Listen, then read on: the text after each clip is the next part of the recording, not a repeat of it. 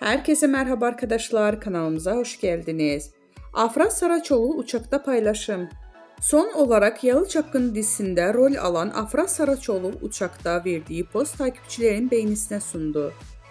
Yalı Çapkını dizisinde 3 sezon boyunca Seyran karakterine hayat veren Afra Saraçoğlu, oyunculuk performansıyla yanı sıra kariyeriyle sık sık medyanın gündeminde oluyor.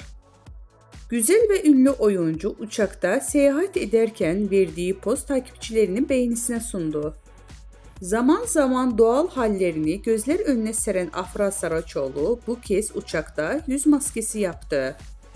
Kulaklığında kulaklık, yüzünde maskeliyle poz veren ünlü oyuncu paylaşımı büyük ilgi gördü.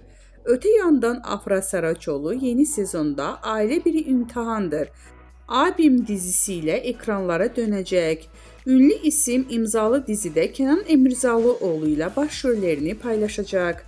Bizden bu kadar arkadaşlar. Videolarımızı beğenip kanalımıza abone olmayı unutmayalım. Hoşça kalın.